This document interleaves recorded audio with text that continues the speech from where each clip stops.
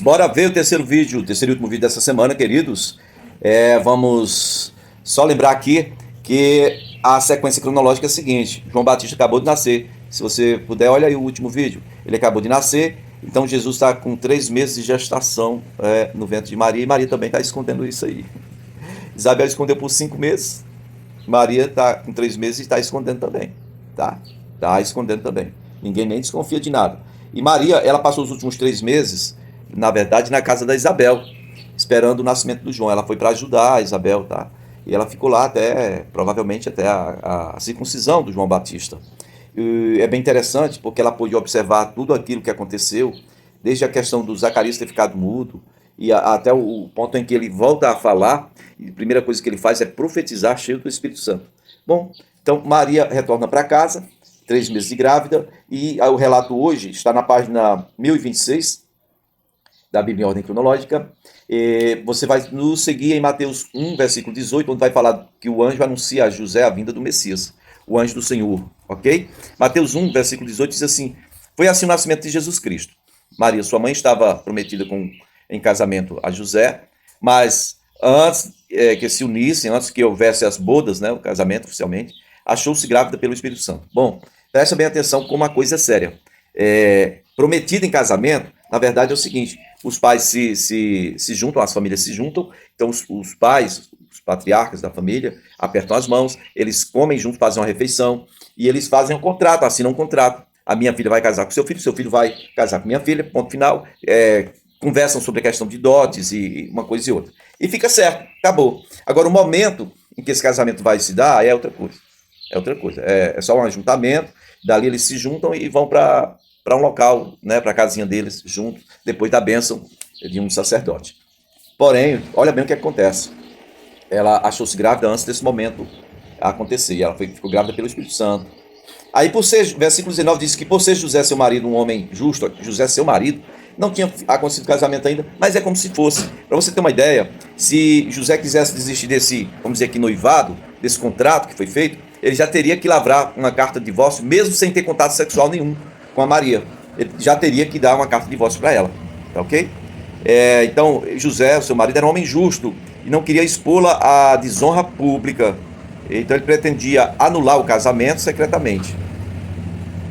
Ou seja, ele pretendia dar uma carta de divórcio para ela e provavelmente sair dali daquela região para ela não ser vista como uma pessoa infiel, ou no caso, se ele saísse, ele ia ficar como sendo infiel. Ele queria divorciar-se e ir embora, ia ficar com a imagem de homem safado, né? Fez um menino aqui e foi embora. Ó. Mas depois de ter pensado nisso, apareceu-lhe um anjo do Senhor em sonhos. Aqui não é pessoalmente, é em sonhos, uma visão, né? Então ele disse: José, filho de Davi, não tenha medo de receber Maria como sua esposa, porque nela foi gerado, procede do Espírito Santo. Ela dará à luz um filho. Você deverá dar a ele o nome de Jesus, porque ele salvará seu povo dos seus pecados. Josué, Jesus, Joshua e Yeshua, mesma raiz, Josué. Então o Senhor salva, né? Tá bom? Oséias quer dizer só salvação. Por isso Moisés mudou o nome do servo dele, de Oséias, para Josué. Josué, o Senhor salva.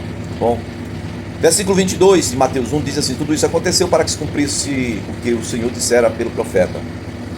A virgem ficará grávida e dará à luz um filho, e lhe chamarão Emanuel, que quer dizer Deus conosco. Então, ao acordar do sonho, José fez o que o anjo do Senhor lhe tinha ordenado e recebeu Maria como sua esposa. Ou seja,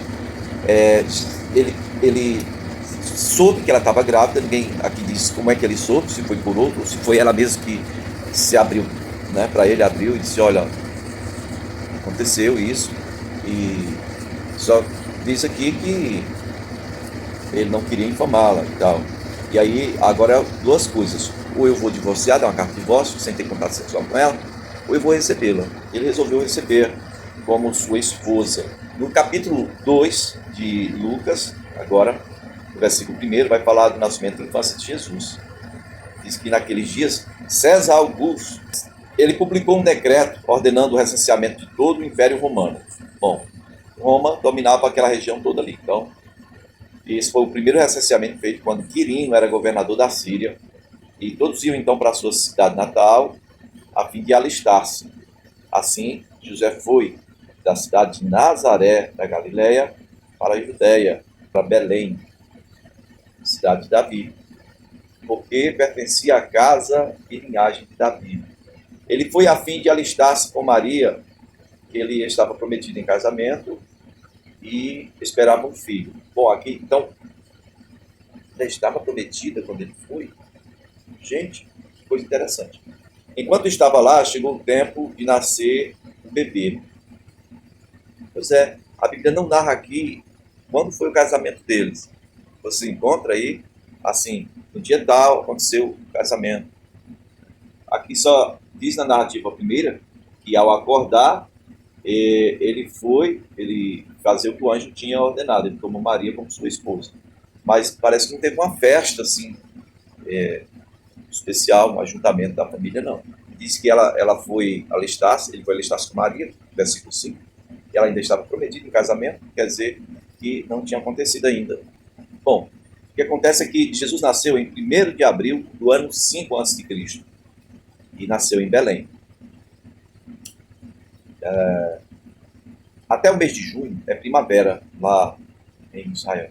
É o tempo de todas as viagens que ocorreram sempre nessa estação do ano. Todas as guerras em Israel, tudo, foi tudo nessa época aí. E todos que quiseram começar a colocar o exército para caminhar fora dessa estação do ano, naquela região, tiveram problemas. Nós sabemos aí de exércitos que foram vencidos não por um inimigo em batalha, mas pelas intempéries da natureza, né? Num momento diferente desse aqui, tá bom? No versículo 7 de Lucas 2, diz que ela deu à luz o seu primogênito, envolveu-o em panos e o colocou numa manjedoura, porque não havia lugar para eles na hospedaria. Veja bem, queridos de Deus, se a minha Bíblia estiver fielmente escrita, aqui diz que ela deu à luz o seu primogênito. Quem até hoje diz que Maria teve um único filho, não gosta desse versículo, não. Por quê? Porque defina primogênito. Vai, dê um Google aí. O que é primogênito? É o primeiro de outros, primeiro de alguns. Ela teve seu filho primogênito. Primogênito. Lucas 1, verso 7. Tá bom? Primogênito. Lá na frente nós vamos ver que vieram Tiago, José, Simão e Judas. E todas as irmãs. Se você examinar lá em Mateus 1, versículo 25, diz assim, que José não teve relações com ela, ele não teve relações com Maria, enquanto ela não deu à luz um filho, e ele lhe pôs o nome de Jesus. Tá bom? Vamos voltar para Lucas 2.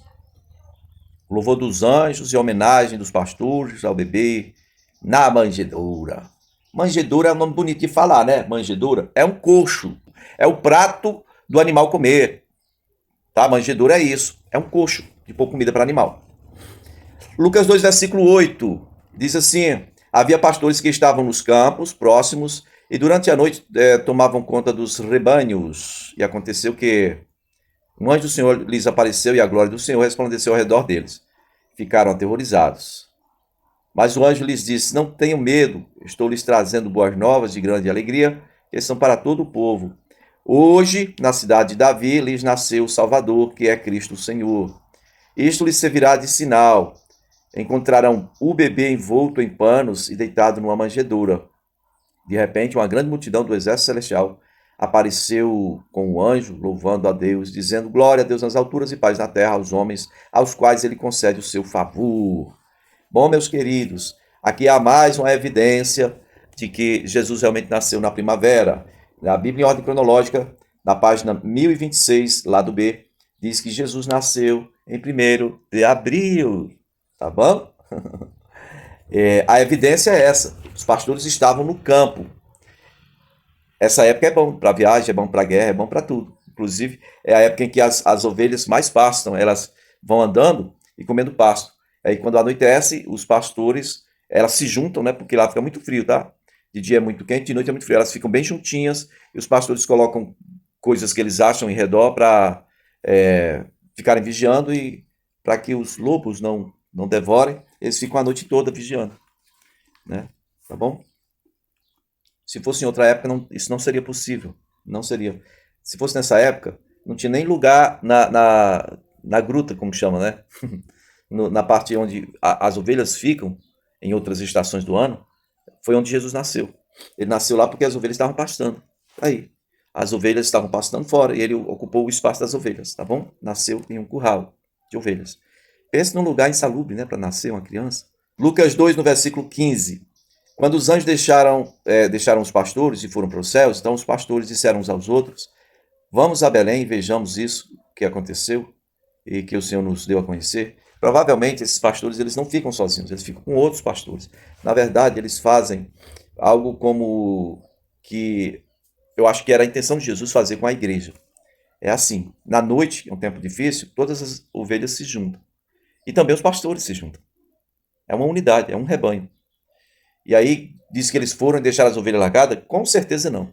Com certeza ficaram alguns ou um ou outro ali olhando o rebanho.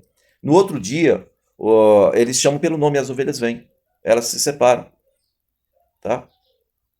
Unidade é mais que união. Queridos de Deus, e eles foram a Belém e disseram, vamos ver o que aconteceu. No versículo 16 diz que correram para lá e encontraram Maria e José e o bebê deitado na manjedoura. Depois de o verem, contaram a todos o que lhes fora dito a respeito daquele menino. E todos os que ouviram o que os pastores diziam ficaram admirados. Tá vendo aí? Os pastores foram, disseram, olha, nós tivemos uma visão não, nós vimos, os anjos apareceram para anunciar que esse aí é o Messias, esse aí é o Messias, esse aí é o Messias. Esse menino aqui é o Messias, já pensou? A primeira pregação dos pastores de ovelha. Versículo 10 diz, Maria, porém, guardava todas estas coisas e sobre elas refletia em seu coração. Os pastores voltaram, glorificando e louvando a Deus por tudo o que tinham visto e ouvido, como lhes fora dito, meu povo. Bom, então, no 8º dia, como sempre, né, 8 de abril, melhor dizendo, 8 de abril do ano 5 antes de Cristo. Jesus Cristo nasceu 5 anos antes de Cristo, veja bem. Sempre no 8º dia, houve ali a circuncisão do Senhor Jesus. Lucas 2, verso 21, diz que completando os 8 dias para a circuncisão do menino, foi-lhe posto o nome de Josué, que é Jesus, o qual lhe tinha sido dado pelo anjo antes de nascer. Bom, quero encerrar esse vídeo aqui falando uma coisinha interessante. O número 8 aqui na Bíblia, para os hebreus e para os leitores de Bíblia, o número 8 é o número da aliança. Veja bem que são 2 círculos, né? Um em cima, outro embaixo. Dá a ideia de infinito, tá? 8 é o número da aliança. Aliança de quem? Aliança de Deus com o homem. De Deus com o homem. Deus com o homem. Hoje nós temos aí o Zuckerberg, colocou as suas mídias, né? Vamos dizer assim, ó, Instagram, Facebook, WhatsApp. Ele mudou o nome dessas redes para Meta. Se tornou até motivo de escárnio em Israel, porque Meta em hebraico quer dizer morte, tá? Eles diziam, Facebook está morto, Face morto, Insta morto, WhatsApp morto. O símbolo dessas redes sociais é um 8, só que é um 8 deitado. Deitado. Pode significar o quê? A aliança do homem com o homem. Que homem? O homem da iniquidade, o anticristo com o ser humano. É só uma interpretação pessoal. Perdoe-me se você pensa diferente, mas eu respeito mais o meu pensamento que o seu. Bom, guarde isso em seu coração. 8º dia, número 8, é o número da aliança. Semana que vem tem mais Comente Bíblia, se o Senhor nos permitir.